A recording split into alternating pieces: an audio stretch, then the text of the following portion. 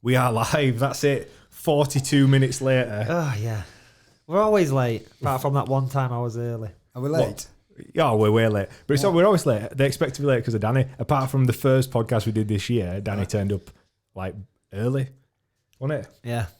And then last week we missed one because Danny was sick. So, but look, we're picking it back up on this Saturday. Yeah, it's all good. But yeah, welcome back to All Stars MMA podcast. We're here today to talk about initially UFC 246, which is on tonight. But first, quick shout out to Amazing Green, our sponsors. They're always supporting us, supporting the fighters down at AVT, supporting Rico, the current BKB king, with the controversial new matchup that's just gone out there. Yeah, man, yeah. It's all good. It's all good. Rico will just pick the winner off. Yeah. No problem. I know, I liked his post. But yeah, we'll get straight into it. UFC 246 tonight. We'll just, main event, Conor versus Cowboy. How do you see this one playing out? If I had to bet my house, I'd bet on Conor McGregor round 1 KO. Yeah? Yeah. I love Cowboy. I think he's amazing, but I just think that I just think that he likes eating punches, and I think Conor comes out super sharp that first round, and I think that's if it's going to happen, that's when it's going to happen. Stiff as a board, as he says, stick in the mud. You're all too big. You know, that's what he said today. He said at that press conference back then. Yeah, I think I agree, and obviously it's relevant for these guys when we talk about the sort of flow state of a fighter. Conor's looking in good nick. He looks in good physical condition. He looks in good mental condition. Yeah. And I've watched some of the other podcasts and some of the other information that's gone out there. So Brendan Schaub is like that Food Truck Diaries, and Dominic Cruz, obviously a commentator and a good UFC fighter himself. He said he bumped into him at the Performance Center and said he's like bulletproof. His mindset is just at where you want it to be, and he looks kind of like the old Conor. When you saw Conor McGregor on his way up, he was like laser focused for his goal was to be the champ, you know, 2-weight world champion, and he was laser focused. And his only like fall downs have been when he looks like a bit of a mess, to be honest. He's been on proper whiskey and that is whiskey. Proper 12. It's whiskey. 12 it's called. Tastes like piss as well. Oh, does it? Have you tried it? Yeah. Oh, it's horrible. It's disgusting. I don't even like whiskey anyway. Yeah, it's going to taste like piss in it. But no, it looks well. I think from a pressure standpoint, he has to win. Yeah, he ain't got a choice. Like it's not like Cowboy. Like Cowboy's like a veteran. He's like he's almost like the best journeyman you're ever like see. A gatekeeper, isn't he? Yeah. Whereas Conor is always been a winner. He's like he's at the top, and he's come off the back of a loss to Khabib, but he obviously lost to Mayweather, but put in a good show. But he hasn't fought properly. He's been inactive really for a couple of years. And if he comes back and loses, what's next? Yeah. How long was it since he had a fight? 18 months, I think it's been since the Khabib fight. Khabib's an unbeaten fighter in the UFC, and he lost. And then obviously he's not the time before that he won at Madison Square Garden for his 2-weight world champion. So it's he's got to win because. He ain't just like another fighter where if he takes another loss, he ain't just going to go back into the pack. Really, is it? You know, what do you think? Yeah, I mean, he's talked himself into this situation. You know, he's at the top of the tree. Even if really, I think Ferguson beats him. You know, I think there's a lot of people better than him, but he's talked himself into this like godlike status and.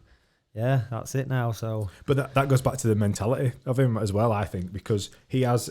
Even though he's not the best fighter all around, but he can talk his opponents out of a fight, and he can talk himself into a good fight. He gets into that rhythm and that mindset where he's going to win, and he's proved it on his way up. Yeah, you know, when he took it, he has a good understanding of himself, and he also has obviously a good understanding of people. Yeah, I've not watched. Obviously, you know, MMA is not like my background. But I have watched some clippets of McGregor because I'm really interested in how he gets himself into that place of where, and it just flows, and we're going to talk about. Well, Dan, do you want to introduce our guests? We'll introduce them. So we've just done a little seminar at the gym, a little bit on like, you know, mind coaching and stuff like that. But so I've got John Wattam. He's been one of my coaches and mentors for a long time. He's a strength and conditioning coach, triathlete. You've competed in multiple sports. And you do a lot of like mind coaching stuff as well. So that's what we've been doing at the gym today. And he's joined by Dean Kirkham, who's an Ironman athlete. Like it's first time I've met Dean. John's probably the fittest guy I know, and then John tells me that Dean's the fittest guy he knows. So different level. Yeah. So there's like any sport, there's levels to the game, and you think you know someone who's at the top, and there's always another person. I'm sure Dean's got coaches and mentors who are above him, and it just never ends. But so we've had a good little seminar at the gym, just mainly talking about the flow state, which is something that McGregor is the king of, really. Yeah. And but like obviously with the rise of MMA, you used to are not from an MMA background. You know you don't really know anything about MMA, but like how aware of Conor McGregor are you? Like, do you hear his name a lot and stuff? You know, because he's kind of changed things for. Absolutely, I think for myself, not really into any martial arts, boxing, MMA. The only name I do know is Conor McGregor. Yeah. It's like a household name, yeah. I suppose if you're a football fan, you're not a football fan, the only one you might know is David Beckham. Yeah. You know, there's always that one standout name and figure of a sport, isn't there? Eric Cantona, I know him. Cantona, Yeah. Only because he like karate kicked someone in crowd once. West Ham. Yeah. So like McGregor, like he's an household name now. Everybody knows who he is. Even if you've never watched him, and you know what I mean, but I hear people say that he made UFC. I don't know what your views are on that, like, but for him, promotion-wise, I think he brought a different. He brought it to a different audience. I think obviously the diehards, like back in the day, like Danny's followed it forever. It was a relatively smaller sport, but the growth of it in the last 5 years is massive, and it just happened to coincide, I guess, at the time that he became a superstar, you know. Yeah, I think there were two kind of. So there were like the old school UFC era where original UFC was no gloves. You could headbutt. Right, got you. It was a street fight. Yeah. You know what I mean? So that went on for quite a while. Then they started bringing in gloves. You know, taking headbutts out, bringing in, and it were a very niche kind of audience who were watching it. And then the turning point, you can find out the date of this because I don't know what the date is, was when. It was the Ultimate Fighter when Stephan Bonnar fought Forrest Griffin, because that was the fight. I think it was just on like a regular TV channel in America, and you know these two went through the Ultimate Fighter, which is like a tournament, and it follows them. Yeah. You know, they all live in a house together, and you're all fighting each other, and it follows your story. So so reality TV brought MMA into the mainstream because it was just this unknown entity, really. Like no one knew anything about fighting apart from the diehard MMA fighters, and then they give it to the public and said, look, here's 20 fighters in a house, we're going to follow them and we're going to see. Imagine Big Brother, but you all have a fight. But at the end of every episode they fight each other, and it's like a knockout contest. So there's like a last two standing. It's like a blue and a red corner, and then they just knock each other out over a series of weeks, and then the final one were, like you said, Forrest Griffin, Stephan Bonnar, and it went on. And that fight, I think, was a massive turning point in the amount of people who actually watched that fight. And the fight was crazy. They just knocked the shit out of each other, like literally back and forth. Yeah. And even now, if you watch a UFC live, if you've never been to a live UFC, this is the most amazing. The best thing about watching UFC actually in the arena is not the fights. It's before the fights start. They play. Is it called Barbara O'Reilly? That song.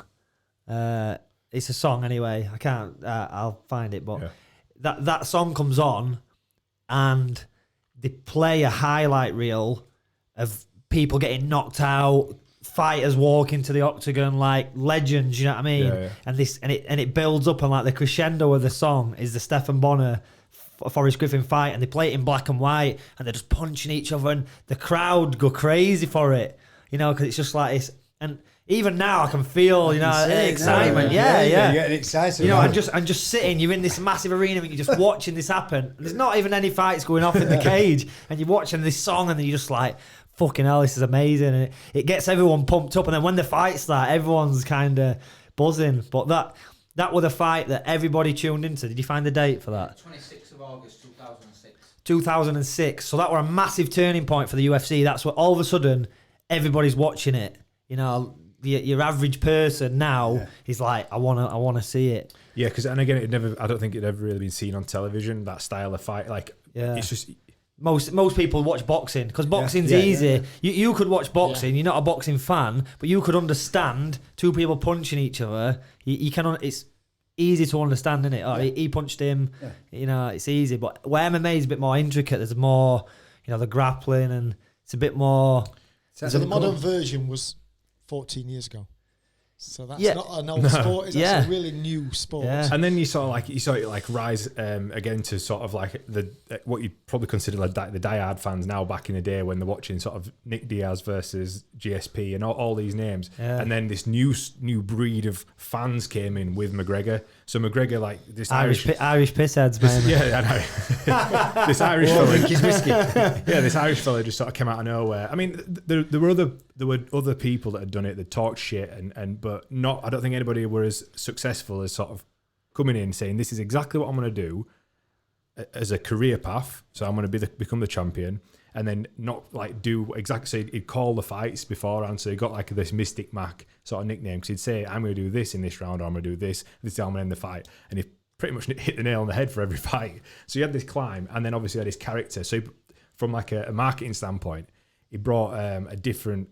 Obviously, martial arts is quite respectful, shaking hands and stuff. He brought the character. He became a character on screen, so people could buy into it more. Yeah. And then, obviously, he became the champion. He knocked out the undefeated guy for bloody 10 years, Ainaldo. Knocked him out in 13 seconds. It was like the most unbelievable thing you're ever going to see. He had another fight. Then he swapped weight classes, went up to become double champ. So he beat Eddie Alvarez, and he was like the top of the tree. You know, so it had never been seen or done before. But then he just went to another level when he went and chased the money, fought Mayweather. That's crazy that ever happened. Yeah, I watched it. Like, that's crazy that even happening. Like people, and the fact that people were thinking like McGregor's going to win. Oh, he's going to knock him out. It's like, this is fucking crazy. You're talking about two completely different, the combat sports, but completely different. You know, when you're talking about, it's like a sprinter winning a marathon or something. Yeah. It's like saying that. And it's just, to me, it's like, fucking hell, this is just bizarre that this is even happening. So for that fight to even happen, now they're talking about Conor versus Manny Pacquiao.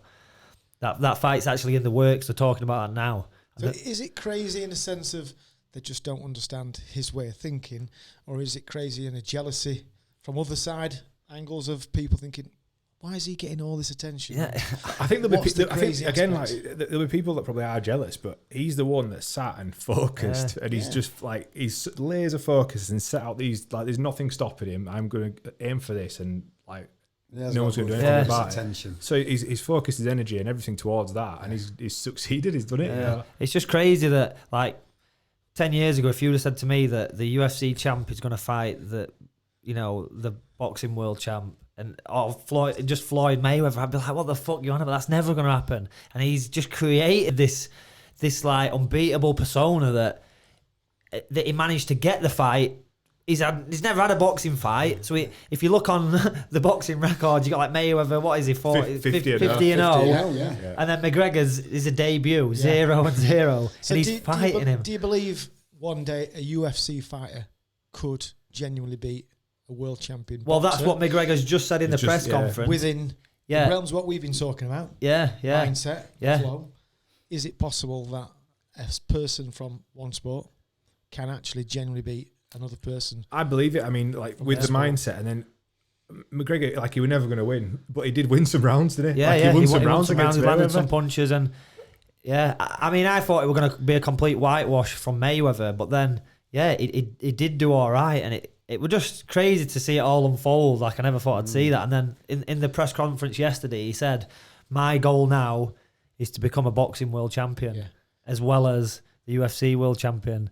And he probably will do it. Is there inspiration there of no limits, as in he genuinely believes there's no limits in what he can do and achieve, and that we should all be a bit more like that in our training and not limit ourselves to certain genres. Similar to what you were saying in your seminar this morning, he's going in with the mindset and the longevity of it. He's come out in the press conference, said, this is my 2020 season. I'm back. I'm not just thinking about this one fight.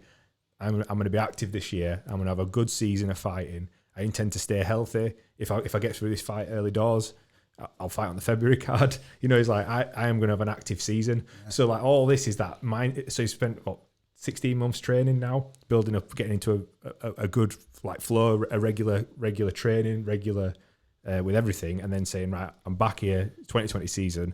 I'm going to do what I need to do tomorrow or tonight, and continue with my season. So it's scary. I mean, how do you feel Cerrone's taking it? Have you watched any of it? Yeah, you know what? I think, yeah, he's just calm and I like it. Yeah. That's when Cowboy's at his best. I think I disagree because the first press conference, they were very complimentary to each other, so Cerrone is a top standout bloke. Everyone loves him, but they were very complimentary to McGregor. They were both. It's not, you don't often see that at a press conference with McGregor anyway. So they were really complimentary, and I sort of saw that and thought, I wonder if Cerrone's just sort of like trying to get him on side a little bit, because like I don't know. And then when I saw him do the second round of press conferences, he repeated himself. When he spoke to Joe Rogan, he's like, "We're gonna blow the roof off this bitch." But he said that like 2 days before, so he'd not thought of a new narrative. It was almost like he was trying to convince himself.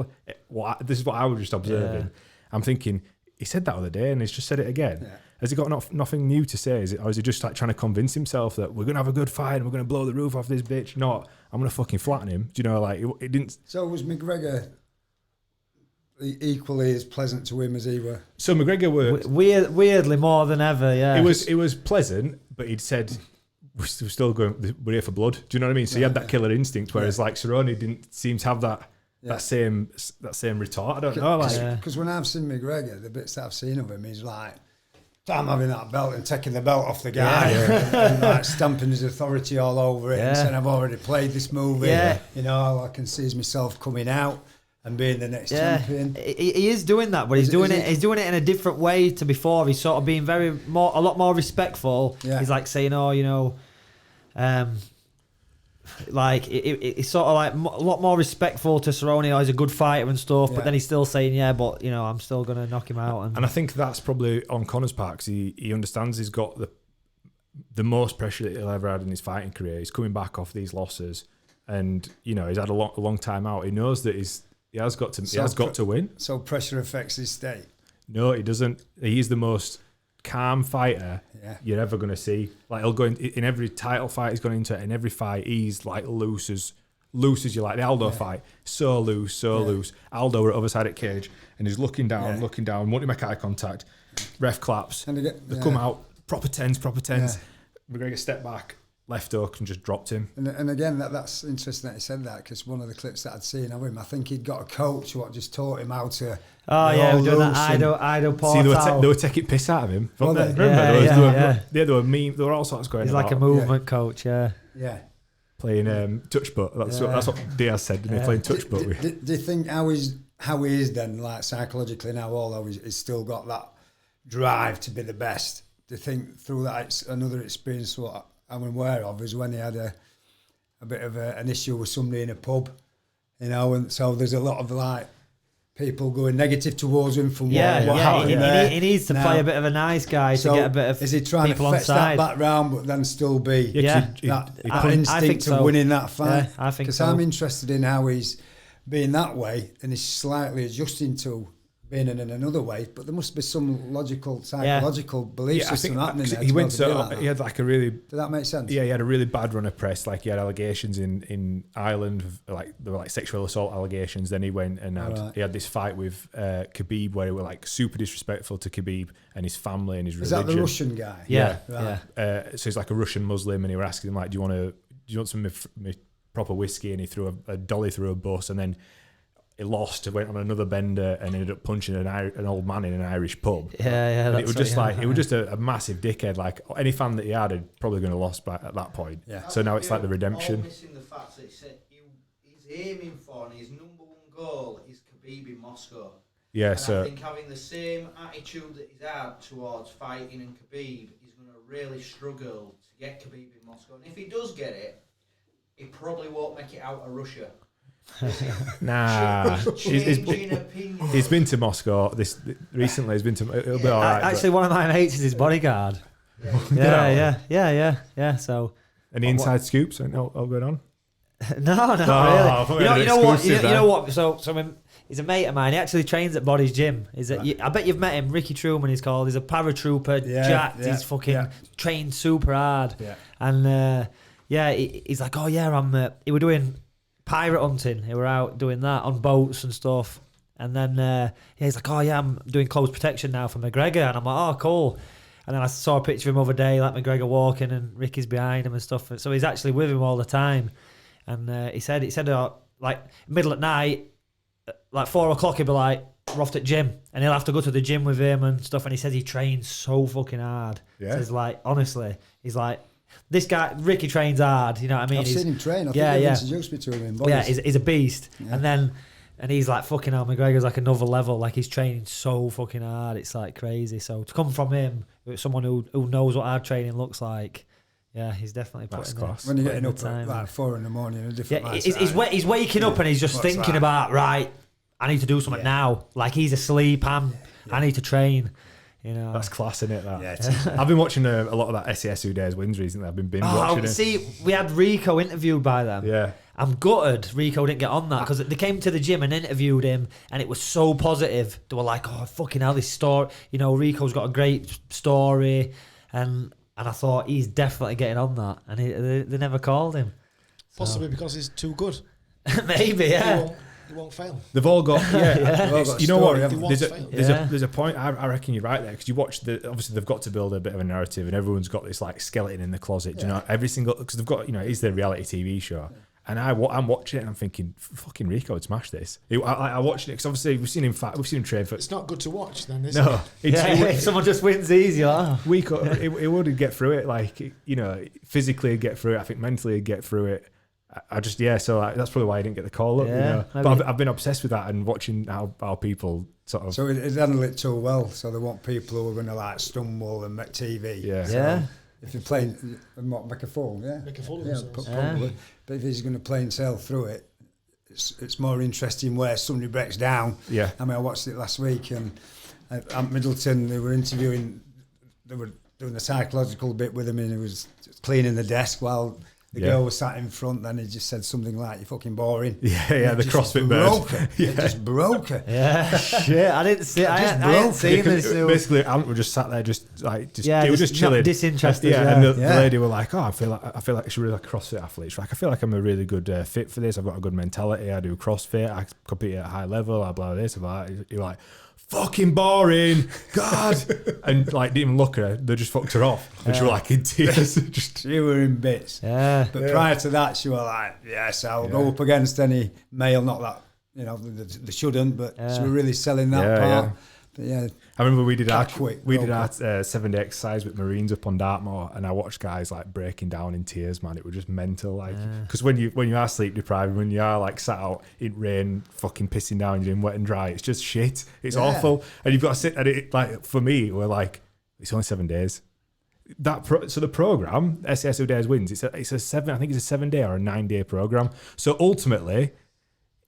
That's just 7 days of your life. If you think the end goal is 7 days away, but people break after day one, whether it's physically, mentally, but it's all going to be done in 7 days. But it's still too much. And it's kind of what we're saying about that flow state and about fighters and going into fight camps and things like that. Yeah. It's probably worth talking about now what you actually went through in the seminar, so that people listening have got a bit of a backstory about the mindset of a fighter. Yeah. It's got like just talking about that psychology, breaking people. Fighting's good because just before a fight, it's like that's like when you broke someone down, because you can be I'm gonna fucking smash this guy, but when you've warmed up and it's like 2 minutes to go and you're about to get in, that's when as a coach you can look at someone, or if you're just in changing room as a spectator or whatever, you can look and be like, fuck me, he's scared, or you'll be able to see in it. The emotion that's under everything, you can see it at that one moment. You see all it on Facebook and on Instagram, and I'm going to do this, I'm going to do that, but the true character's there just before there's like a moment, and you see people for what they really are. It's you can't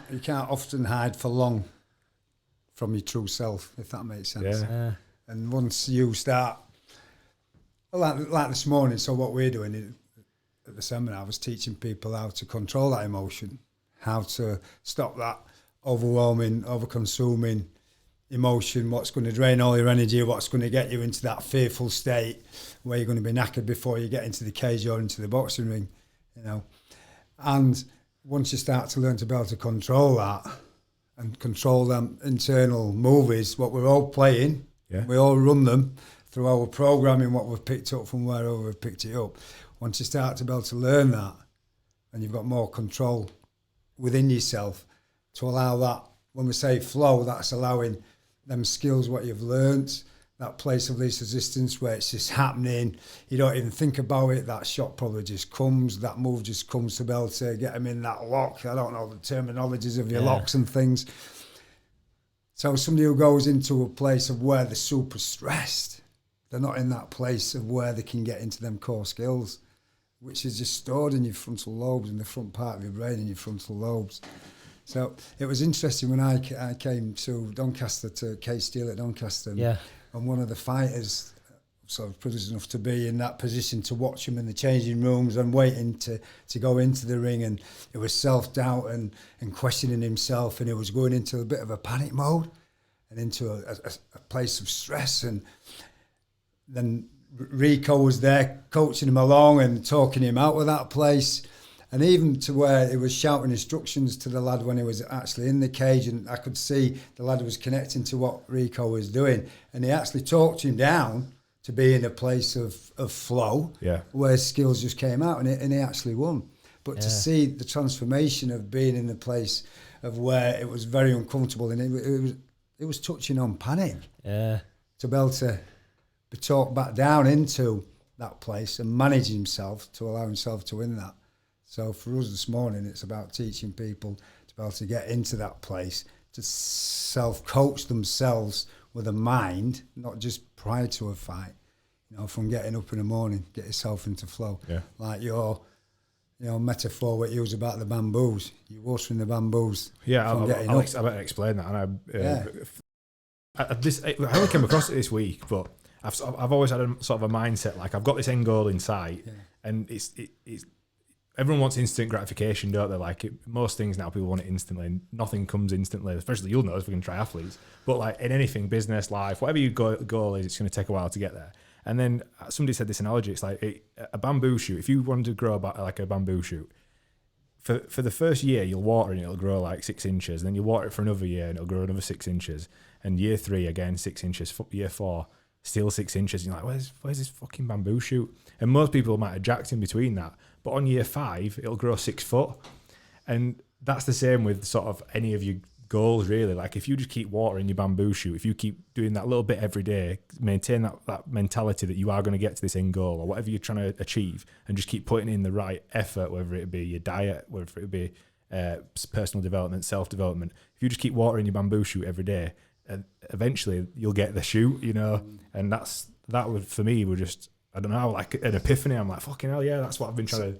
So for you then, you've got like short-term goals. Yeah. Allow you to get to your long-term goals, and you're very much aware of your short-term goals because they get you to where your desired outcome is. Yeah, if that makes sense. Yeah, so definitely. That's back to fetching that in for the fighters and the training and the drills and the skills that you're teaching them. That's like the short-term goals. But for us as like triathletes, or when we're doing the mind coaching, this is where we need to be on with the mind coach. When you open your eyes, you've got a choice to what state you're going to be in. Yeah. And you've got a choice of managing your state.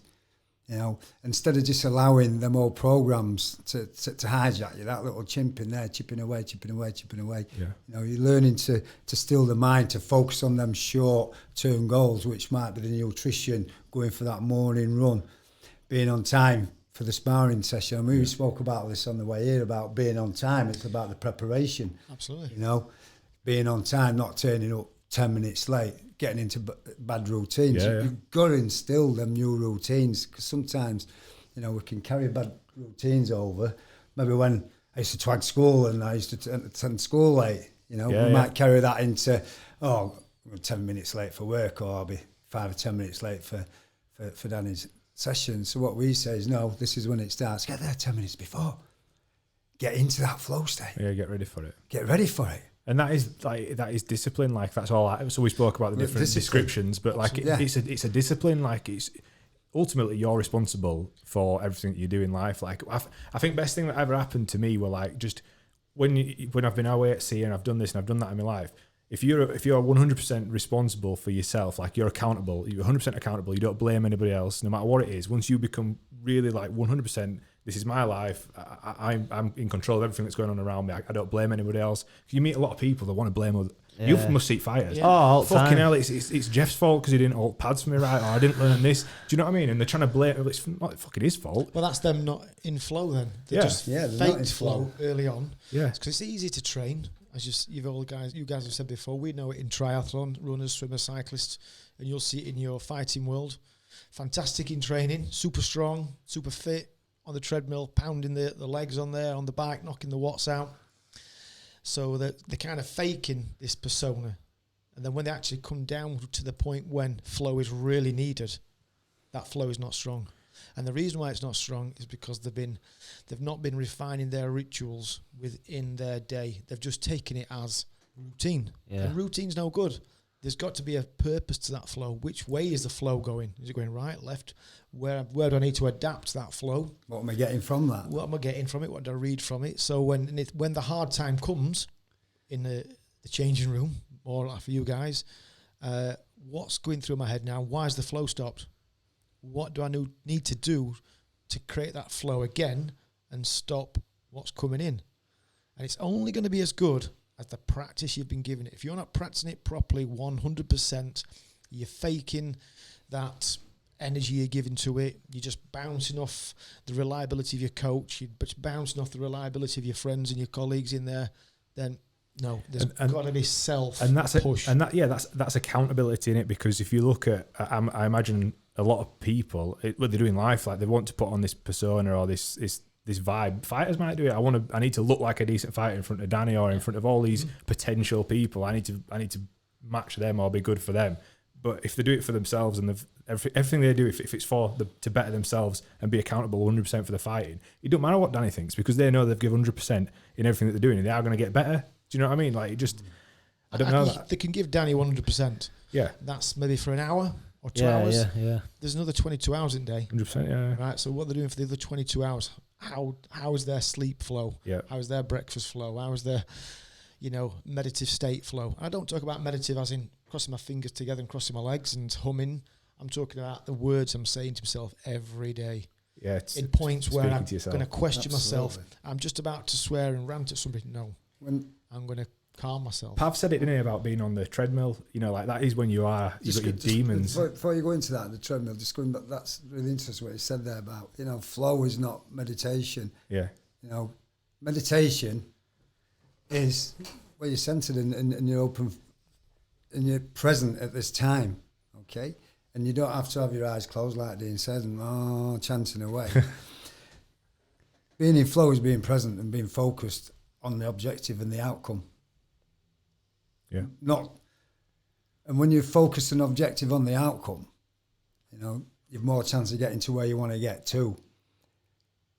Getting that instilled in there, people just think that, flow is when I'm, again, like at training, and we can't reinforce this enough. It's not just when you're training, it's not just when you're fighting. It's from when you're getting up, like you're saying, taking that accountability, having personal responsibility to you to manage yourself without looking at your coach to manage your mind, right? And creating, some where, I'm only feeling all right when I'm with my coach. You've got to feel all right when you're not with your coach. You've got to run them drills through your mind day in, day out, from getting up and going to sleep. You've got to be really passionate about what you do. And the more passion you get into what you're doing, the more focus you've got. You will not be in flow if you ain't got focus. You'll not be in flow if you ain't got passion. You've got to have passion in your sport. And you've got to really, again, back to what you're saying, and I'm repeating it again, you've got to have ownership of your own emotions, your own feelings. And back to like, if somebody's not holding the pads right, it's like, you've got to make adjustments in a fight anyway. It's not looking for excuses, is it? And because if you're looking for excuses, you're looking for ways out. So it's like, what do I need to do better next time? Yeah. What needs to happen for me to excel more? It might be right, an extra class there, or I need to work on that a little bit more. So again, us as triathletes, like Dean said earlier on, it might a bit more time on the running, or a bit more time on the swimming, or a bit more time on the bike. You've got to have a goal, you've got to have outcomes, you've got to know what you want, you've got to know what you need to do to be able to get what you want. And that just isn't, a mindset, what is evolved just in the gym. It almost every day. Yeah, it almost sounds like it's, because we talk about it, it's almost like obsessive. Like I completely 100% agree with what you're saying, and I think those listening could think that maybe it's just going to take over their life, like it's going to affect your family, like your downtime. You know, Danny still wants to spend time watching Toy Story with Roman or whatever. You know, you've got to do that. Yeah, but that's still flow. It's still flow. Yeah, exactly. I know. Yeah, and is in flow with Roman. Is in flow with his relationship. Yeah. So for scale flow, that we spoke at, earlier on. You know, from 1 to 10. When I'm ready to fight and I'm good to go, I'm going up towards the 10. But I'm in flow state. When I'm flow state, I'm present with Roman. Yeah. I'm present with the wife. I'm present with my friends. Flow, people are in... So what we're talking really about, being in a conscious place, aren't we? Yeah. We're being in a place, right? Do we want our old programs to run how we were 10, 15, 20 years ago? I certainly don't. You know, I want to be present and I want to be there for people. And again, I want to be able to listen and not just be a responder. I want to appreciate where I am. I want to take in my environment where I am. I want to be aware of the experience for it, you know. I'm just making memories, aren't I? Yeah. You know, and what I'm doing is my mind's taking a snapshot of this experience today, and then when I think about it, there's emotions connected to it. I love being here. It's making me excited. It gets me into flow. So when I think about it, I'm just in that place of least resistance. I'm in flow. Yeah. Like when we've done the presentation this morning with Danny, I took a snapshot of that, took a picture of it. There's emotions connected to it.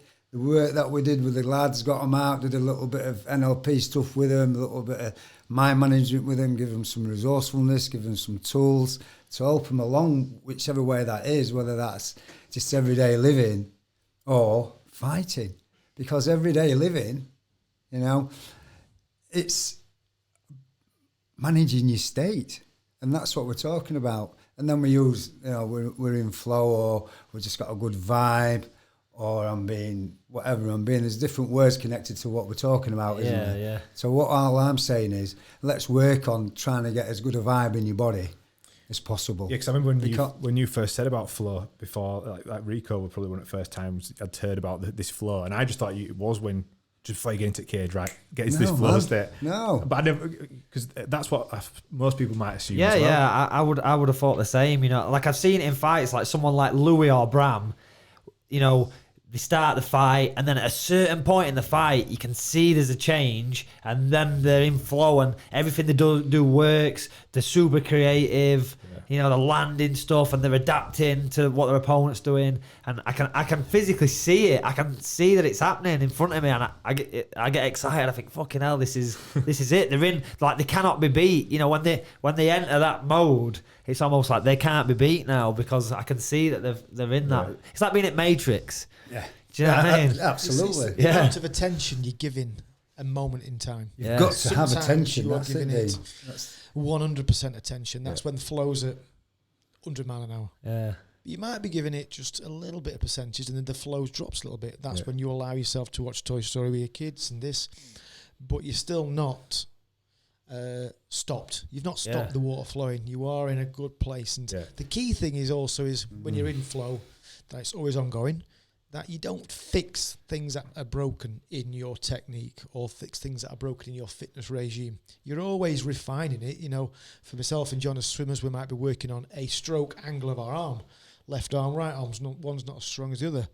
So just because we do some drills to fix it doesn't mean it's fixed. Yeah.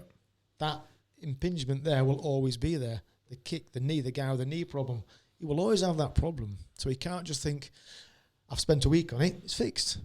No, because that's, again, against flow. You've got to be continually working on the potential weaknesses that can develop again, so you're always at 100%. And you know, your emotions, just a guidance system, your emotions will tell you exactly where you are at that time, exactly where you are. If you're not feeling in that place you want to be, then what we teach people is how to change that emotion to get into that place of where they want to be. And then just point your missile to where you want that missile to go. And you know missiles, I could send a missile now to America, and they're that good with it, it could go straight into somebody's front room and land in ashtray. That's how good they are. That's how precise they are, aren't they? So the mountains come, it's gone around the mountain or over the mountain. They don't have obstacles. We don't need to put obstacles there, but people do put obstacles there. When you're in flow state, there's no obstacles. And you know, in life, just general life, moving away from fighting, we do have obstacles, but we've got to look at how do we get around that. What do we need to do to be able to get around that? What do we need to do to get over that? And once you're in that way of thinking, you know, thoughts produce thoughts, then you'll just thought, oh, right, yeah, I'm really solution focused. Yeah. How you talk to yourself will determine how you act, because thoughts produce feelings and feelings produce behaviour. If you get into asking the right questions, you're going to get the right vibes and you tend to act on your feelings. Does that make sense? Yeah, it totally makes sense. And what we're going to just say about that is like perspective's a massive thing as well. Do you ever talk about this? So like when you talk about sort of somebody was talking about the knee today, they're literally looking at the knee and they're laser focused, like my fucking knee's doing my head in, like it's been injured for this long, and just looking down at that knee, and that is 100% of their efforts are looking at it, but they're not looking at the perspective. And you talk about open focus, yeah. Whereas like they're just laser focused on the knee. And so it's a narrow focus. Yeah. So narrow focus is like anxiety, stress, worry. Yeah. So all I did with him was took him to an open focus. Which would be a change of perspective, wouldn't it? Yeah, so he doesn't have the same energy towards that. He's more relaxed about it. So what vibe do you want through your body? Do you want a stressful vibe going through your body? This fucking knee's not going to fix. Or do you want that? I'm quite relaxed with this, obviously, it's and we're talking about process. Just your mind, but obviously that's affecting like cortisol in your body, the stress hormone. It is actually there is actually a physical response to how you feel, like serotonin when you're happy or whatever. Danny, we are chemical making machines, mate. Yeah. We're more than machines. You know? The hormones are fighting for supremacy. Yes, always. So if cortisol's winning, it's kicking the head in on the happy hormones. So you've got to be able to control that hormone so it's not outweighing the good. See, and cortisol's good. Yeah. Sometimes you want to be, I'm going to let a bit of it go. Yeah. Because it's needed, like you had in your fight, John, and you knocked the guy out. Yeah.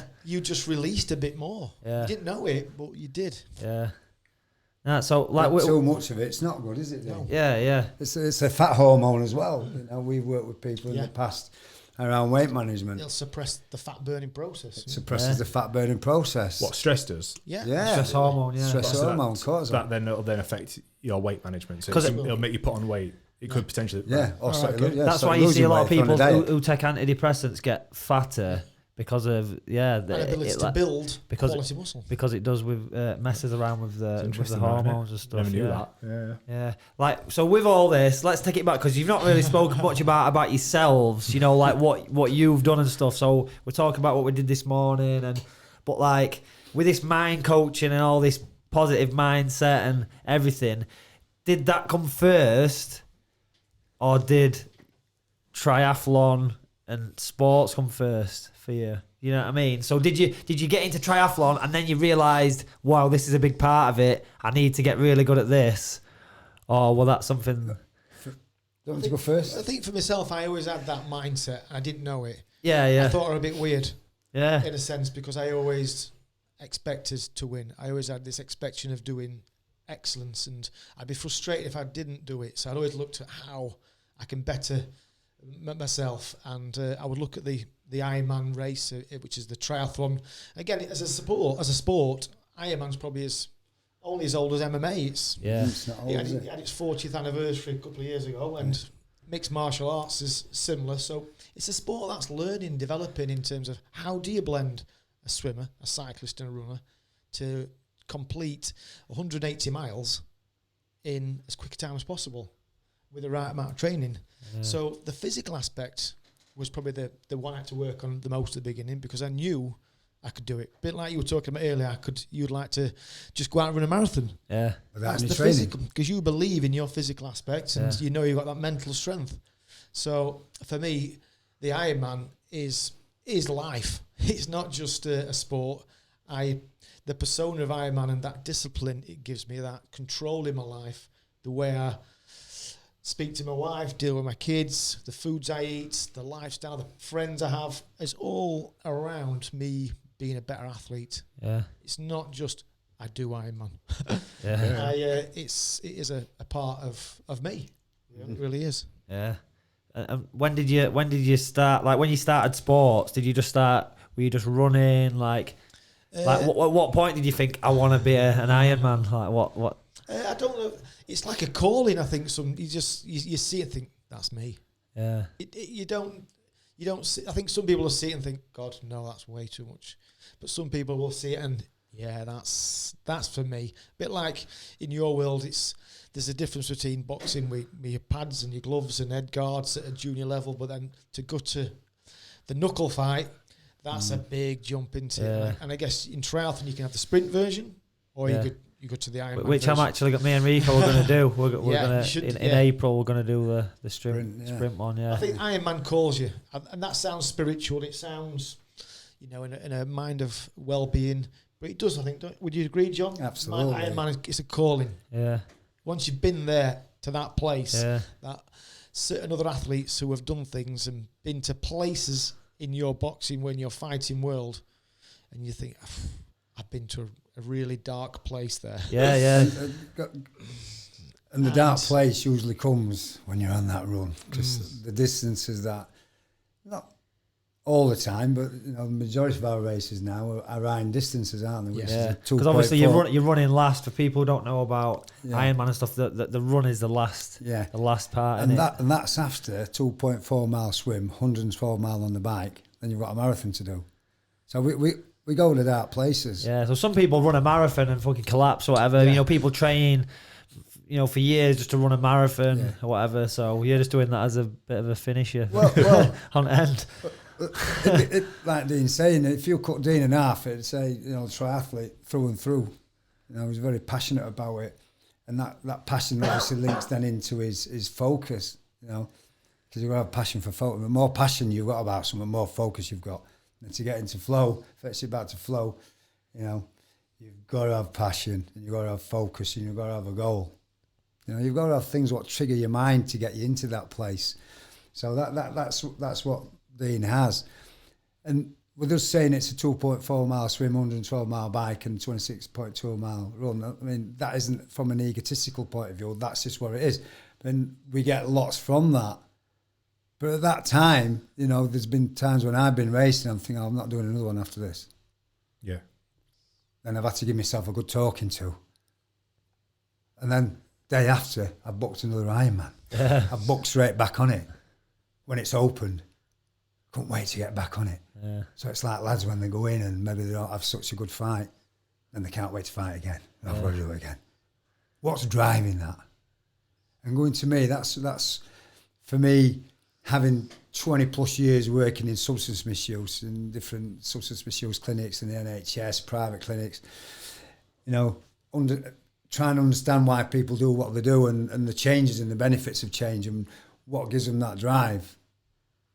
That's where my psyche around triathlon and taking myself to them places and being able to change them dark places where I can go to. Because I can go to dark places without being in a race like we all can. And to be able to control that internal dialogue becomes because I'm passionate about what I do and I'm passionate about people and seeing people make some changes. But you need leverage for change. And I'm really interested in, why does somebody do that? Like I spoke earlier on, some of my caseload, there were murderers on it, there were sex offenders on it. I'm not interested in what they've done, but to be able to talk themselves, to give themselves permission to be able to do that, it intrigues me. Yeah. It intrigues me. And it just allows me to, definitely don't want to be that way. Yeah. It shows me where I want to be. And just learning them mind skills. And because I'm that passionate about this, people might think, fucking hell, he's just in that place. Does he ever relax?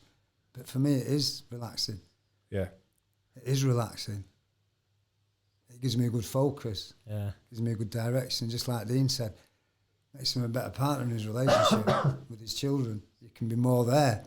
You focus, you've got to focus attention. You're not drifting off or, they're watching the cartoon. Oh, turn that off, I'll put my programme on. It allows you to respect people from where they are as well. Because you said about people, they might think, oh, no, man, fuck that, I can't do that. And they'll think, well, it's just taken over your life. But you've allowed it. You wanted this to be a part of your life. Which people won't ever look at it like that. They'll be like, oh, it's fucking took over his life. You know what you said about... It looks like Danny's life is MMA. Yeah. I've met Danny, but to me, I see Danny as MMA. Yeah. You know, if people say, oh, do you know him? I know Conor McGregor and Danny Mitchell. You know, because I can see it. And for me... What do people see when they see you? All they see is the tip of the iceberg. Like we said before we come in here, there's other aspects to us. We're under the water, you know. Relationships, partners, friends. There's multiple parts of us. It's like that analogy where people wear different hats. We do, don't we? Yeah. But you might wear different hats, but you can still take that personality with you. Yeah. You know, you don't change your personality, do you? You know, well, some people do, don't they? Some people are gifted with it. Yeah. And they can turn that on like flicking a switch, can't they? Yeah. But for me, you know, when I talk about flow state, it's just who I've like become. But again, it's different levels of that. And I'm in a lot better place now at age 53 than I was at 23. You know, so I know what I don't want, and this keeps me to what I do want. Yeah. Do you think when you race, John, I guess this is a bit like a fighter as well, race day, fight day, for me is probably the most relaxing, it's the most enjoyable day. You know, and but on the outset, people are thinking, you're doing what? And you're not stressed about it? No, I've trained. I trust myself. I trust my emotions. I know I can eat and feed and fuel. I can swim at X speed. I can ride at X speed. I can run at a speed to complete that distance in 9 hours. Because what I want is not always sometimes coming first or claiming a spot at a championship event.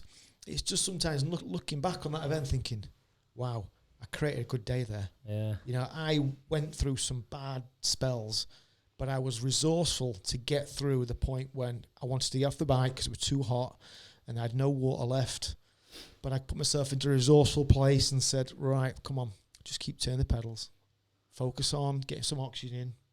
Focus on the surroundings. You're only 10 miles away from the point where you can get rid of the bike and start running.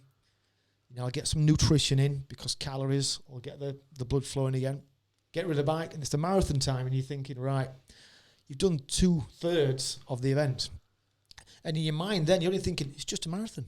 But whereas a normal person would be like... But that's it. But genuinely, I'm thinking just a marathon. Yeah. And I don't see it as 26. I'm just seeing it, as soon as I've made one step... Yeah, you just start and you don't stop until it's over. It's 25.9. Yeah. So it's only a marathon for one step. Yeah. After that, it's going down. Yeah. So and you're towards finish line, aren't you? And I'm just going towards finish line. And the first 6 miles, you feel great, and you've got to be careful what you eat and drink because you want to be running fast. Yeah. So we drink Coca-Cola, flat Coke, because it's pure one sugar. So it's not going to mess around with your stomach. We're just guzzling Coca-Cola like you've never seen. Every half a mile there's an aid station. Yeah. So for first 6 miles, you're on pure adrenaline. Second 6 miles, you're entering a place of, I'm now beginning to hurt. Legs have gone heavy. Pace has dropped slightly. You're not really aware of surroundings anymore. Things are starting to shut in. Narrow focus is coming without you. But you know that's coming. Yeah. If you know there's a dark place coming, you're guarded. You've got your weapons ready in your head. And then the final 4 or 5 miles, you open up again. It's like, whoa. Pandora's box has opened again, and I'm still in second or third or first. No one's come past me. They ain't going to get me now.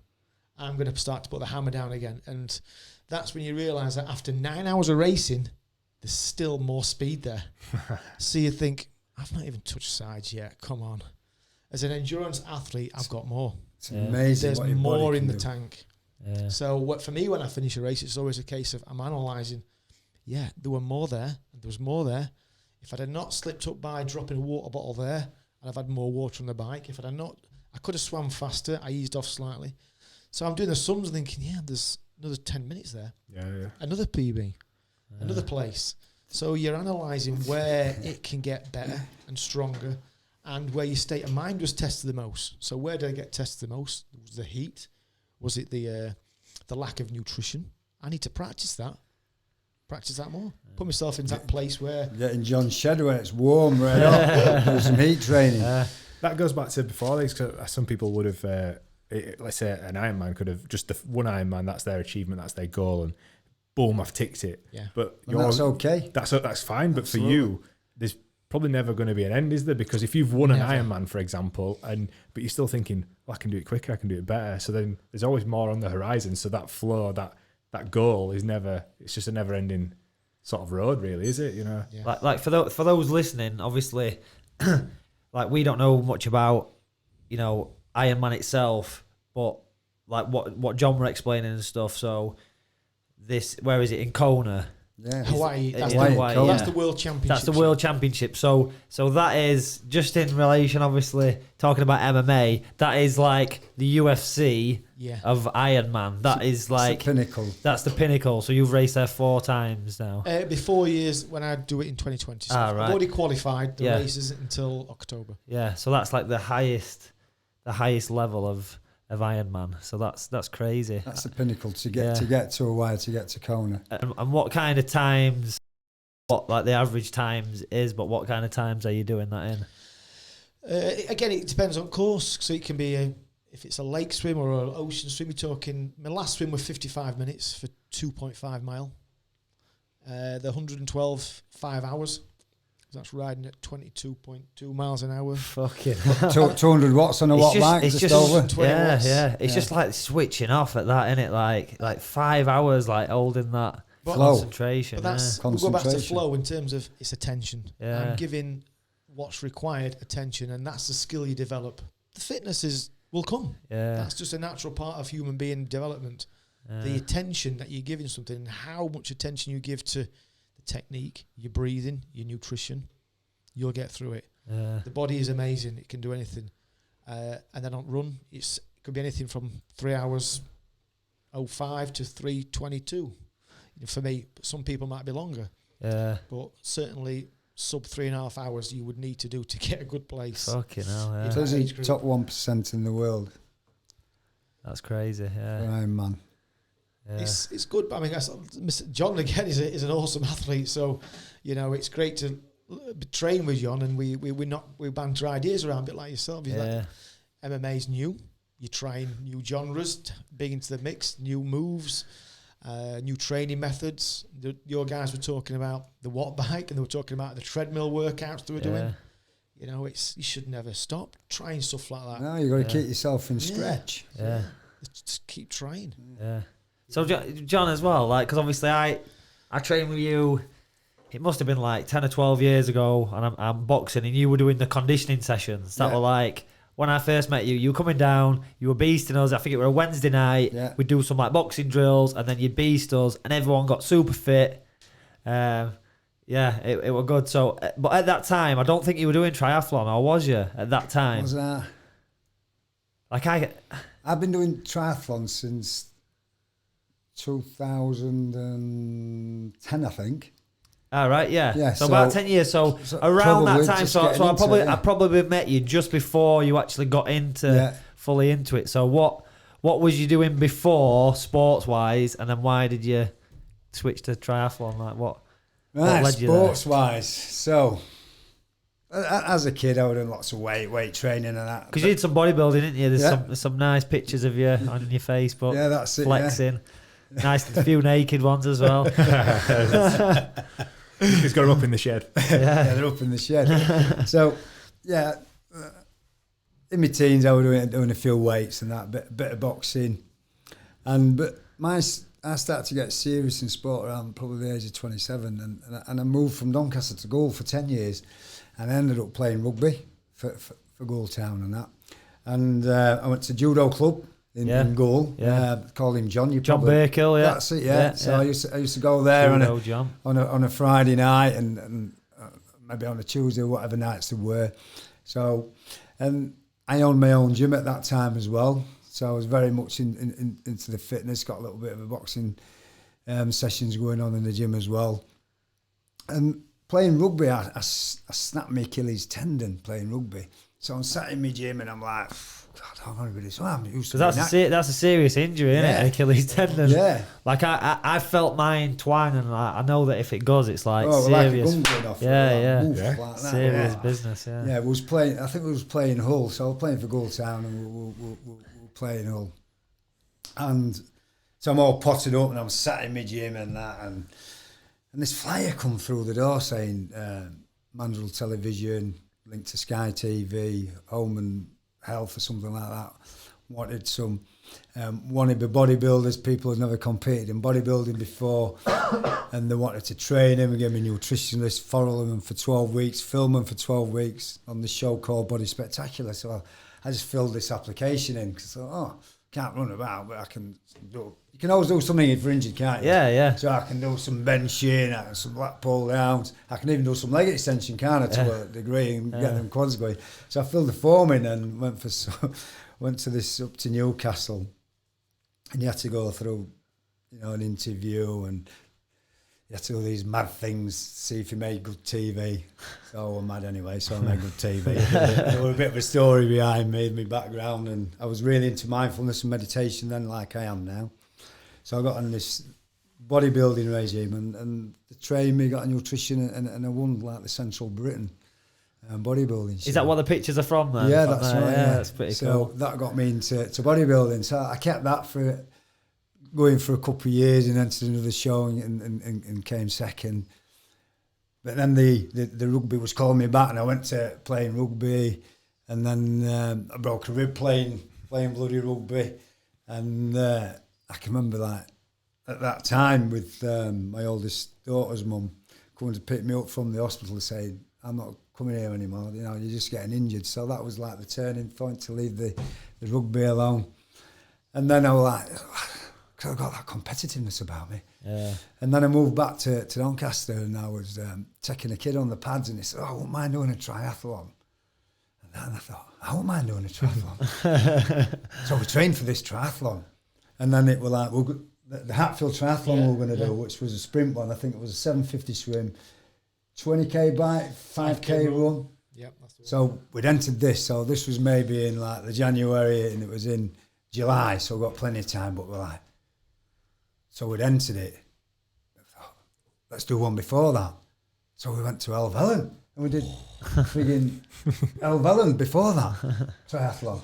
Then I went and did Ripon Triathlon, and before I got to the sprint, so I set off at these mad distances first, and up in the lakes, and that just really opened the door up then to that triathlon for me. I just got really passionate about it and really fell in love with the sport. And I went and had some swimming lessons.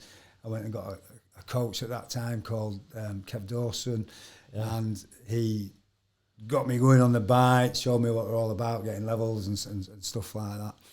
And it just went from there, and it's just grown and grown and grown and grown and grown and grown.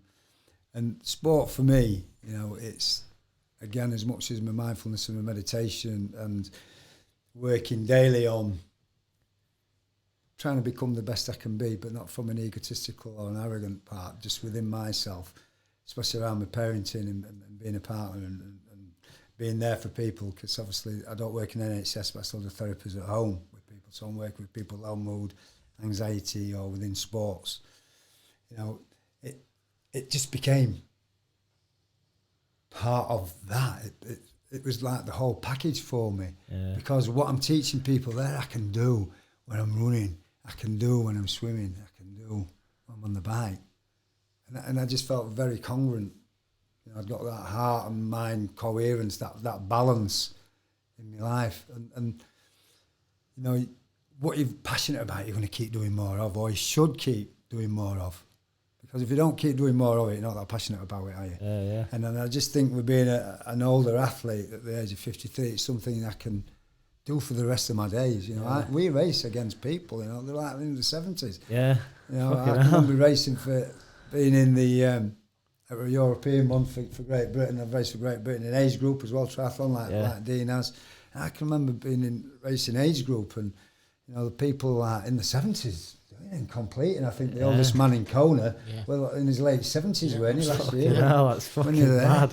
But they're smashing it and they're getting great times. So for your age group, so you're 53. For your age group, like, are you like the top of that age group in terms of triathlon competition? Like how Ironman rank it, you get gold, silver, bronze, don't you? Yeah. So Dean's a gold athlete. I didn't race last year through injuries, so I haven't got like a ranking, but I've got to silver.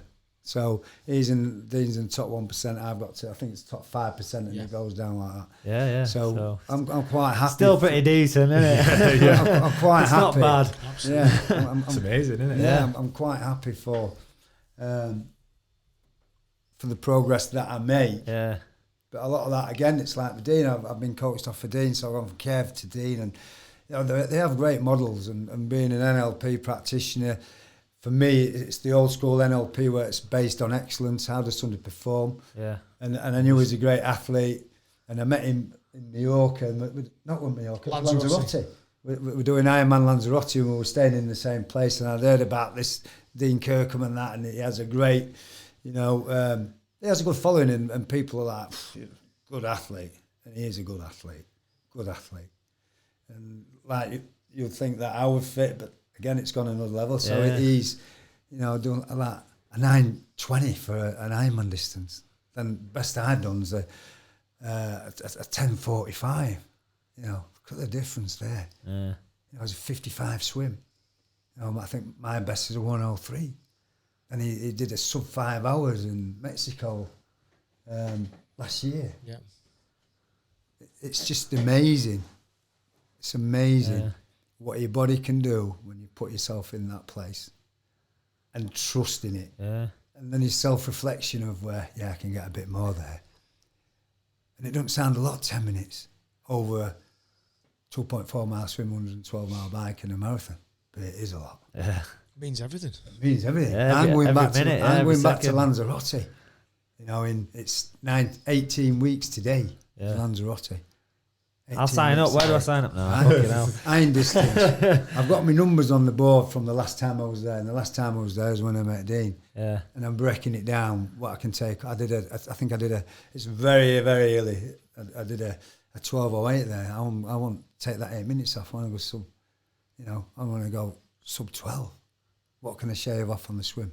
My swimming's got better. My cycling's got better. My running's on form. Get the nutrition. Do they have like a time cap? Yeah. So because I'd love to do it, me, but I'd be that guy who would just last. Like I'd complete it no matter what, but I'd be that guy just last. Just like London Marathon, where guys in suits are still doing it a week later. Yeah. I mean, on the swim, you've got 2 hours and 20 to complete. Yeah. So if you're not on beach after 2 hours and 20 of the start gun, your race is over. Yeah. If you're not back on your bike after 10.5 hours, I think it is, then your race is over. Yeah. If you're not at halfway point on the marathon at maybe 14, then again you're pulled out. Wow. So you've got a commitment to hit markers throughout that time. Yeah, I'd love to do one eventually, like build up to that.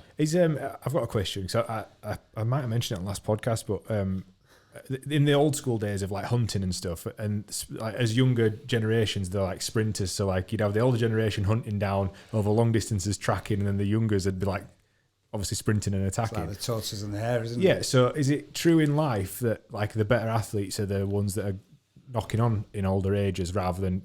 So would somebody of your caliber be in the 25 years old, for example, or is it mainly like 30 to 50 year olds? Like what's the split? What's like the age range of the... How old is Jan? Jan Farino?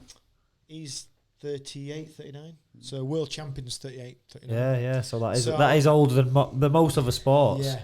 I think a certain discipline and a certain adherence to tolerance of pain and a commitment to something is developed as you get a little bit older. Yeah. But not to say a younger guy can't do it either. It's like I said before, our sport's quite new. Yeah. So there'll be 20-year-olds coming through that will do right now.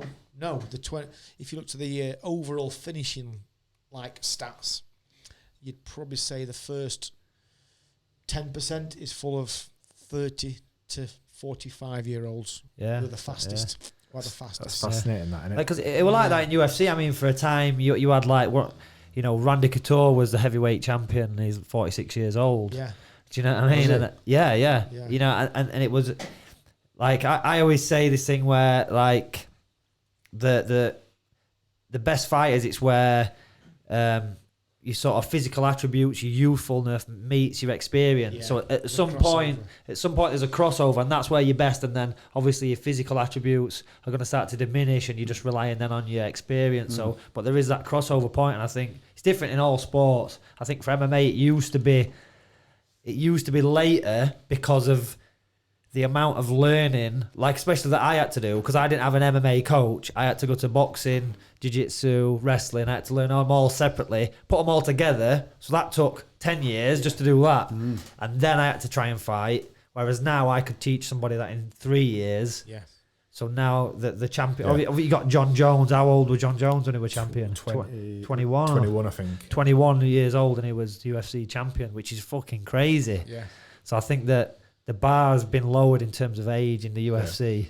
That's because you guys have laid a foundation. Yeah. Because you've done the hard work. Yeah, and that's probably be the same with you. Like over time, you'll refine your training program so much that, you know, the younger generation will just be able to copy that, and they'll be able to get to your stage faster than you did. And modelling people's successes. Yeah. And I'm not shy of competition either. Yeah. If someone wants to come and beat me, and fantastic. You know, I like that. Yeah, I like that. I bet you like it. So I'm going to beat Danny Mitchell up in a ring. Yeah.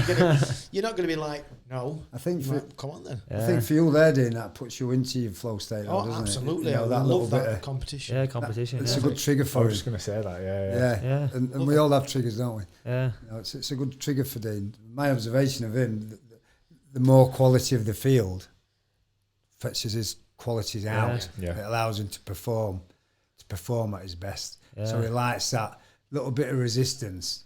Yeah. And he's like, and that's a really strong mental attitude to have, isn't it? Because some people could crumble under. Yeah, I say this quite often today. He has, when he's racing, he has like a fighter's mentality. Yeah. You know, he has that, and that gets him them great results, and it gets him to that finish line. You know, and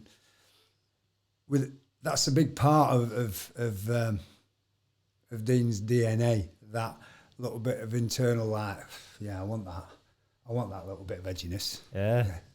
When people are talking, have you seen this guy? He's been doing this. And And I suppose for a fight, you need that little bit of controlled aggression, if you like. I suppose that's what we're talking about, aren't we?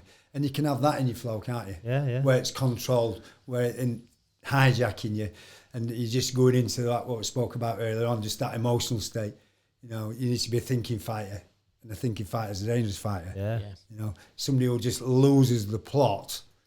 One thing is, you go into a different part of your brain, you ain't got them resources in what you've taught them. They need to be in, you know, the frontal lobes where they can connect to them drills you've taught them to be able to win that fight. Yeah. That's a good point, isn't it? Because I think sometimes with the flow, sometimes people misinterpret that. Yeah. I think flow means I'm a nice, calm person. No, flow is I'm enhancing the aggression even more. Yeah. When it needs to be used. Yeah. But you can control it. You can turn it on and off. Turn it on and off, flicking the switch. Because like we said, there's different scales of it, isn't there? When you're with Roman and the missus watching the movie, you know, you can be in that flow there. You know, it's so funny because people are going to be sat there and it's going to be blowing their mind because like basically what's happened is you've picked this one word to describe. So you're saying this is flow, but it's got so many different ways that it could go. Like there's no real description. I completely understand what you're saying, and I'm hoping that the Force. I'm hoping other people have really. But it's true. It is like the Force. It's like Jedi. I love Star Wars, by the way. I'm a Star Wars geek, so You know, you'll feel like one of them Marvel characters at times. Yeah. You know. Yeah. It's like that. A lot of people get into this when you start talking about energy. Then people start thinking, this is fucking bollocks. All energy is feelings. But there is, it's like I've said it before when I've talked to you about fighters and stuff. I've always said when I train with you, when I'm like around you, I get like a good energy. Like I feel good. I think fucking I feel good. Yeah. And you know what I mean? And and there'll be you don't get that from everyone, I bet. That's it. There'll be certain people where you don't get that. Again, what we said earlier about choosing your circles, like I sort of say that to people as well. Like you have got these people that do try to bring negative. You don't let it affect you, and you're in control of your circle of people, and you can dictate who's around you. Same for you've dictated your life. Like Ironman has taken over your life because you've chose it to, and you've chose your circle to fit your Ironman. Yeah, and it's my work. Yeah. You know, I coach triathletes, I work with try to do strength and conditioning, swim coaching, run coaching. So it's very similar to MMA, isn't it? Yeah. If you think about MMA, because like we've got a little project we're doing where, you know, online, which we'll advertise at a later date, but we're basically breaking down. When you break down MMA, it comes to three things: striking, wrestling, and grappling. So you've got all your stuff where you're punching, kicking, elbowing, kneeing. You got wrestling, which is anything that's taking Josh from standing to the ground. And then you've got grappling, which is everything on the ground, submissions, movement, all that. So you got like three things you've got to train separately. Yeah. And then the transition between striking and wrestling, there's a crossover, and then the transition between wrestling and grappling, there's a crossover. That's pretty much triathlon. Yeah. 3 sports. There's a transition between. Good, yeah. It's very, very similar. Yeah. Obviously, you got the Diaz brothers who do triathlon. Yeah.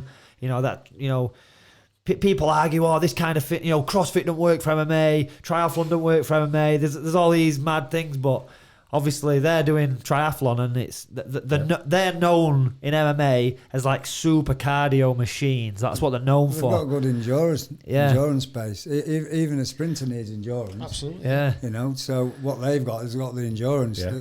The crux of your fitness is your endurance. Yeah. It's not. And they smoke a lot of weed as well. It's, They get it's crazy. It's crazy that it's like they smoke and then they do triathlon. Yeah, it's fucking. It's mental, isn't it? Fucked. Do you know, Dennis? Up, sometimes it's amazing what you can make fit and what you can make work for you as an individual. Like we said earlier on, we're all the same but different. Yeah. And depending on your view towards that, it's like we talk about the placebo effect. Oh, if I smoke this, it might make me fitter, faster, stronger. Yeah. For other people, it might be, oh, if I smoke this, I'm down. Yeah. You know, depending on your concept and what your belief is to what you're doing. Yeah. You know, some will have the sugar pill, some will have some strong THC. Yeah. You know, probably get the same effect. Yeah. So, you know, the mind for us is a massive, it's everything.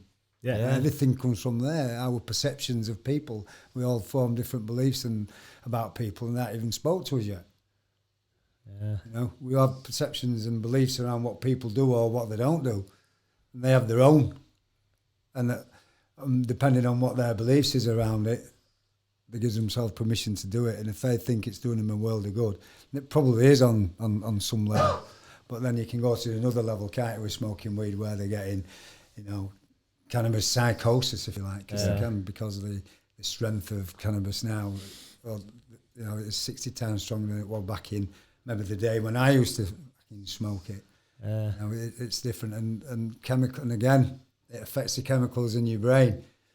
You know, and for some are all right. For others, they're not. Yeah, for King Mo, it's all right, but for me, it's not. Yeah, we were talking about last week's podcast. Well, Won't go into that. But it's really interesting what people use to get themselves through, and it's self-fulfilling prophecies. Yeah. You know, it's all to do with the conversations and the belief systems that we have. If you find belief systems what work for you, and as long as it's not doing any damage to anybody else, you know, and you're doing things for the right reasons, just keep doing and keep believing and keep performing in that way. Yeah. But if it crosses that threshold where it becomes then disruptive to yourself and harm to self or harm to somebody else, you need to rethink your strategies. Now that's where I am with. Yeah. I mean, I've nothing against. They should legalise it all for me, and you know, get some. But they haven't. They've legalised all drugs in Portugal. Is that right? Yeah. All drugs in Portugal. They've legalised all drugs in Portugal. About 2-3 years ago. Yeah, and they've just released something now. I was reading. Obviously, I need to research it, but they're saying that like everything's down, like crime rate's down. Yeah, I get that absolutely. Everything's down. I think like obviously there were people using like dirty needles and stuff like that, but now they're doing viruses, HIV. All that hepatitis, everything's down. Yeah. Awesome. So it has, and the thing he talks about, didn't he? Philip Verlinden when he came on with Nick Emmers, he just said, I think all drugs should be legal, and then at least they can be, you know, controlled in a way, and it's safer. I worked in substance misuse for 22 years. I worked in it, you know, and I think they should legalise it all. Yeah. Not just for to give people permission to go and do what they do, just to get some control over it. Yeah, make it safer. People might not like me saying this, if there's any of my past colleagues maybe listening to this, or if I share it later, I don't think, what we did in drug services and what they're still doing in drug services work. Right, yeah. And I know addiction's individual, but I think we fall short in what we deliver.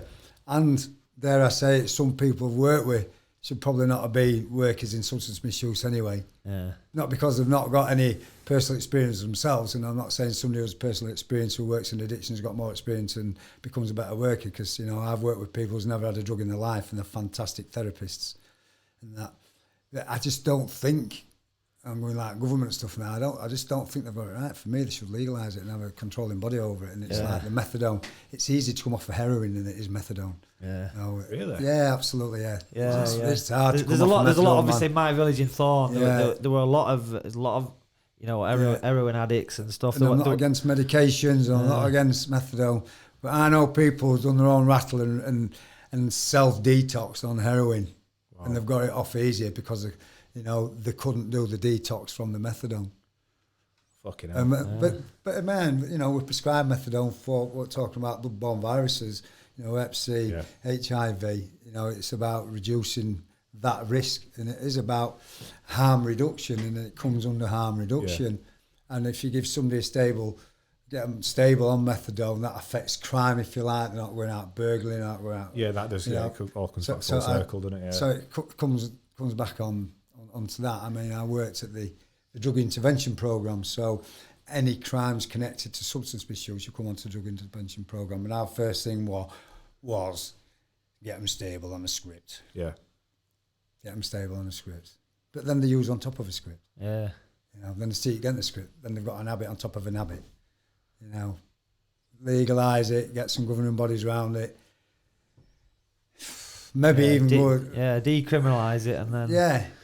And then it's not taboo anymore, is it? It's something that can be. Yeah, and there's a lot of peer pressure around substance misuse. People, I'm not saying people will force people to use it, but there's people out there, involved in selling substances, aren't they? They're going to do anything so people buy that substance. Yeah. So it's talking about. Have we gone off subject there? No, it's all good. So just before we finish off, like going from that onto like doping and stuff in sports. Obviously, we have it in MMA. Yeah. And then I'm guessing in. I think, triathlon and Ironman and some stuff. Some people got caught at Kona, weren't they? It's rife. I think it more so on an amateur level. Yeah. Because I think sometimes it's about, in their group circle of friends, they just want to appear in front of their friends to be superhuman, super fit. Because it's great when they go down pool, but they've probably got there through means of external help. Yeah. And in endurance sport, it's going to massively help because it's about oxygen upload and the supply of blood to the working muscles and steroids to keep the muscles pumping strong. It can have a massive implication to your performance. And you do see it, but luckily there's a lot of testing and they catch them and the names are put out there to dry. Yeah. So they get name and shame, don't they? Yeah. Would they be though? Because I've spoke about this before in MMA. And like with the Olympics and stuff like that, it's like bodybuilding. So there's tested and untested. Yeah. Yeah. Like, I want to see, I've spoke about it with the Olympics, like, take the 100 metres, one of the most popular events that, people watch. Like you could do a tested Olympics like it is now, or do an untested one and see how fast can we run that? Get him 10 doctors. Yeah.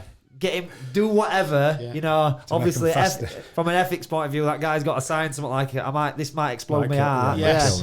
But if that person is happy to do that, like, how far could we push the human body? What's what Russia's doing? Yeah, just copy them. Was the well, they've been banned now, aren't they? They're not going to be at the Olympics. The guy that did the sub 3 hour marathon, was he clean? He was clean, Was he clean, was he? Yeah. But obviously the difference with that, like, it's never been classified as a legal world record. Yeah. Because he had a pacer all the way around. So I don't know if you ever saw it. There were loads, weren't there? Had an arrow. Yeah. So Kipchoge was in the middle, and there was maybe 5 runners in front of him in an arrow shape, bit like you would see the red arrows. Yeah. So he was behind the back, so we're taking the wind effect. Yes. Right. And then there's a car in front of them. Yep. And the car was projecting a laser beam light. Yeah, I remember. So they had to stay on the laser beam Mm. lights, so they've got a pace going all the way. The pace setters changed every 5k. Yep. So it was a fresh set of legs coming in. So every 5k? to watch, to watch it Have you happen. seen it? No, it's no, amazing. I need to To check watch that it out. happen is Yeah. amazing because how they synchronise the choreography of the tired runners to go out and the fresh legs to come in. So then they're coaching Kipchoge, do this, stand tall. We're with you, mate. We've got this. And obviously then he broke the record by 15, 20 seconds. Went under 3 hours first time ever. 2 hours. Because they did like a they followed him. Yes. 2 hours. They followed him doing it, and they've released like a really good video and a documentary style video when he just about missed it. Yeah. So like that were amazing to see because you can see sort of the choreography of what they've done, and they've obviously gone away back to the drawing board and come back with this, which was like the laser, the arrow. Like it's amazing to see. Shit. You know, eventually though, they will break that record without any lasers, without any paces. We spoke about earlier, like Roger Bannister breaking Yeah. People didn't mile. think you could do with a 4-minute mile. As soon as someone does, now it's physically possible. Yeah, that's back to placebo, isn't it? Yeah. That's it. Yeah. We are the placebo. Yeah. There's a book out there actually called We Are the Placebo. So very good. going back to your comment then, Matt, would you see people on a drugs Olympics and a non-drugs Olympic all on placebo? What would win? Yeah. Would the placebo outweigh? Yeah. Is man really capable of that without any of that? That'd be a crazy TV show if we got that going. I tell you what, I bet we're going to see it in our lifetime. Anything's well, we've seen McGregor fight Mayweather, so let's do it. The anabolic games, we could call it. Trademark that quick. Quick, buy the website. Let's put it on, get that 6 domain name. 100 meters, yeah. Like it's amazing, isn't it? What the human body can do and how far we can push it. Yeah, absolutely. Speaking of that, all these guys, what do you think ultra guys such as like Courtney, DeWalter, and what have you doing 200 plus mile runs over 3 days? Again, it's just a different sport, isn't it? It's just another take on running. You know, cross country, sprint running, all the way to ultra running. I think the good thing about the ultra running, it really levels out that male, female can compete quite well together on that one. Yeah. And I think there's a woman out there who does win. A lot of the ultras beats everybody. Yeah. And it's like coast to coast, or from Scotland to England running through. It's a running event. If you think you're going to be good at endurance 3-day running event, and it floats your boat, then give it a good whack. Don't just half-heartedly go at it. Have a proper go at it, and lay down the foundations. Yeah, I'll fetch Ironman into there though, because there's a guy who did he do 50 Ironmen in 50 days? Yeah. He's called the Iron Cowboy. The Iron Cowboy, yeah. Another cowboy. So I've heard of this. Yeah, Rico watched it. I've not seen it yet. It's on Netflix, right? Yeah. Yeah. So I've not seen that yet. I'll have to watch that now. I was too busy watching Don't Fuck with Cats. I've started. Fucking. Have you watched it? No spoilers. No First spoilers. episode. Oh mate! After that first episode, it goes crazy. The ending just blew my mind. I can't even begin. If you watch it, make sure you watch that. about it. Oh my God. It's funny though because it came out about a month ago. Everyone it started trending. Everybody watched it. Danny's like fucking a month behind everybody. Yeah, but I'm that guy. You know when everyone's into something, I'm like, I'm not into that. And then after it dies off, then I'll get into it. You know, honestly, I don't like to follow the crowd. Yeah, that's it. Don't be a sheep, be a shepherd. Yeah. Just resharing memes like, lads, if I go missing, just make sure you get that body moving. Fucking hell, people were saying that like 6 weeks ago. But yeah, fucking hell, that's crazy shit. That is some crazy shit. Yeah. But yeah, I'll check that out, that Iron Cowboy thing. So obviously he does 50 Ironmans in 50 days. In 50 states. In 50 states. Sorry, yeah. And then, but is there anything, like, that's a crazy feat in itself. So he doesn't say like, it does in Florida, then he'll fly to wherever his next one, or drive there, then do another one there. It is interesting. Yeah. He gets into a bad place. It's an interesting, but it's also when you watch it, you'll be like you'll be torn as to whether it was a good thing, or maybe it was just a little bit of a show. Yeah. Is he clean as well? You'd be the judge of that when you watch it. Oh, right, okay. Yeah, I've not seen it. When you're running around with a drip, I don't know if that's totally classified as clean. Oh my God! But he ran with you've got Ironman or whatever. We've got the Ironman distances.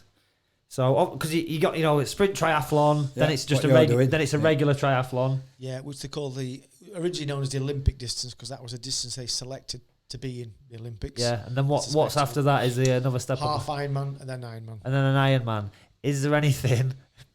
Is there an ultra Ironman? No. Or you know what I mean? Is there another? They do doubles, don't they? They do doubles. So they're double, triple, brutal, isn't it? And there's a decker. Yeah. Which is 10. So you do 10 back to back, or you do 10 of the distance? Yeah, 10 of the distance. Right. Yeah. That's so you do 10 2.4s, 10 112s, 10 marathons. That's where the ultra's really interesting, because you've got to account sleep into it. Yes. Yeah. Because they go, and it's like, there's no stop. If you could run for 3 days, you can, like Courtney, who we were about, she literally slept for a minute. She had a person there, and she's like, right, I'm going to sleep, wake me up in a minute. What? Yeah. And 1 minute sleep. she went, Jessup's talking about ultra running. He ain't got a microphone if you can't hear him. But yeah. There's a marathon out there called the Barkley Marathon. Yeah. And it's in America. But it's not a marathon, I think it's survival. It's survival. If you want to see ultra, I've seen that. That's a right documentary. The That Barkley where they just keep Marathon. they've got to just keep going. It's whoever can just keep. Yeah, you have to be invited to it. Yeah. There's no The track. Barclays Marathon. Yeah. There's no track, so you no path. No, nothing. You just got to work it out. And you've got to collect these parts of these book. Yeah. It's amazing. Yeah. It's an amazing documentary on Netflix. Yeah, watch it. The It's Barkley Marathon, and it's thousands what have done it, but there's only so many what's completed it. Yeah.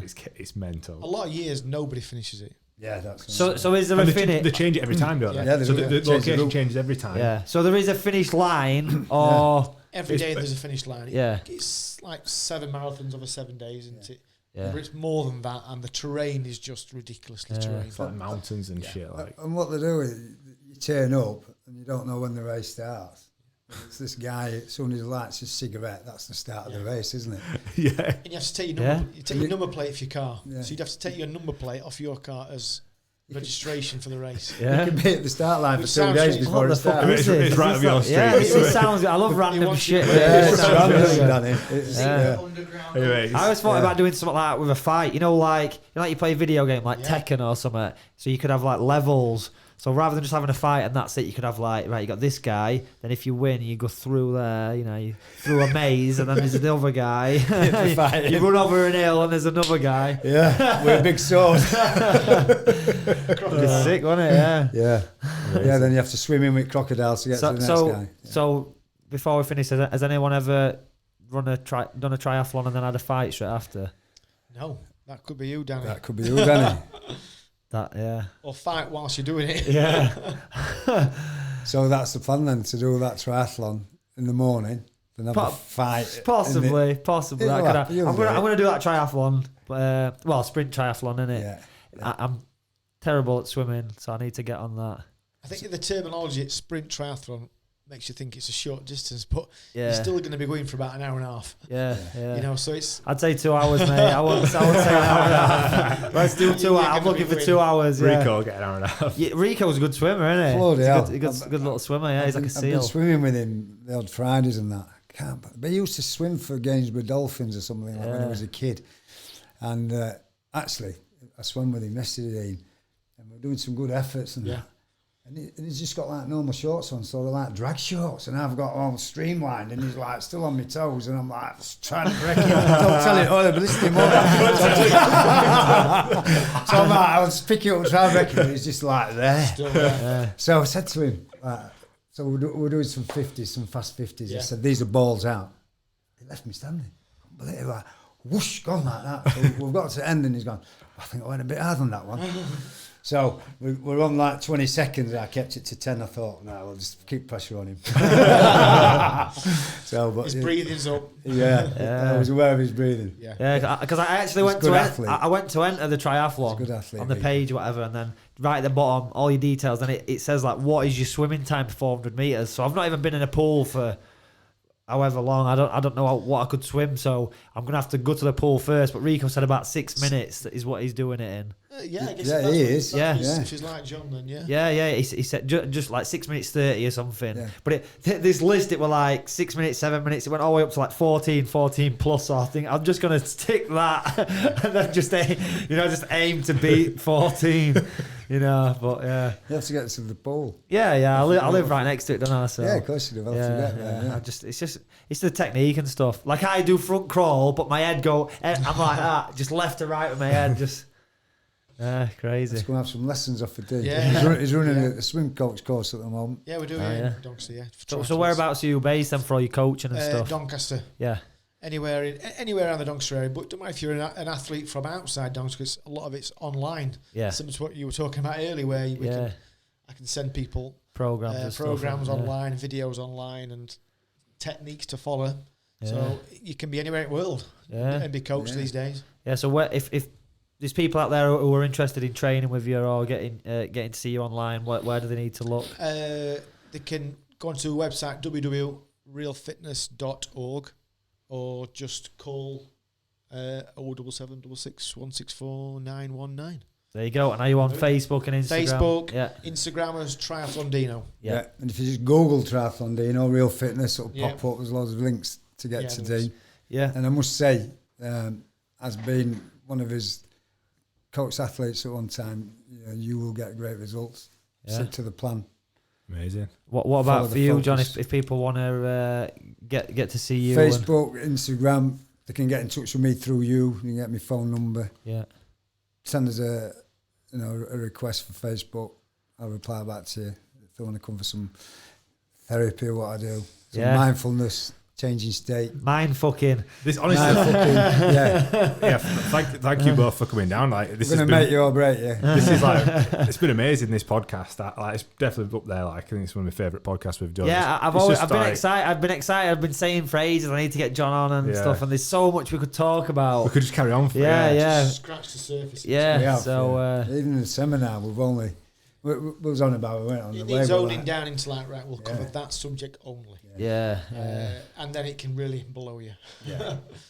No, it's been amazing. But awesome. So check these out on social media. Check out our sponsors, Amazing Green for CBD. Do you use CBD? I do, yeah. But just our supplier have stopped supplying it now.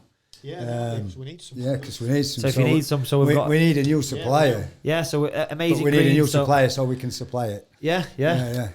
Amazing Green. Amazing Green. So we can put you in contact with them. Put you in contact with Tony. Like top quality stuff from America. Yeah. We're actually just releasing new strongest one on market 40%. Yeah. So we had, what do we have? We're 30%. Yeah, and they're actually branding, I believe they're branding the 40% stuff with Rico. So they tried to pick an athlete to go on each bottle. Fantastic. So Rico's going to be on the 40%. So it's cool. He's definitely they're supporting us with this podcast. They're supporting Rico every fight that he's had. For us, it's massive in recovery. Yeah, but they do all these kind of.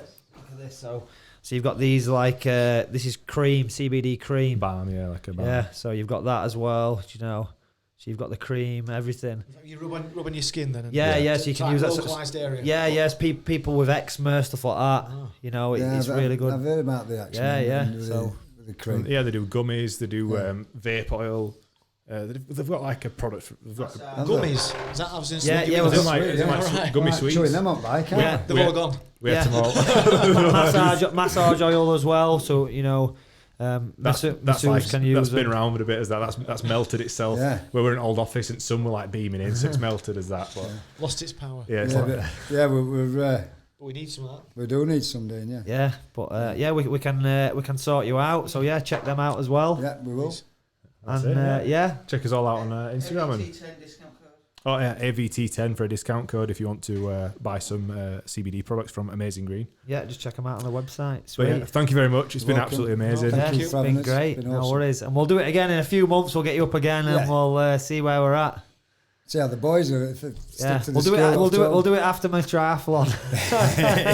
Come back. Are you going to come and film him on his triathlon? 100%. Yeah. So you're going to film him racing in the morning and having a fight in the evening? We've got to, haven't we? Absolutely. We've got to. Yeah. Quality. Catch you later. Yeah. Cheers, See everyone. ya. Bye bye.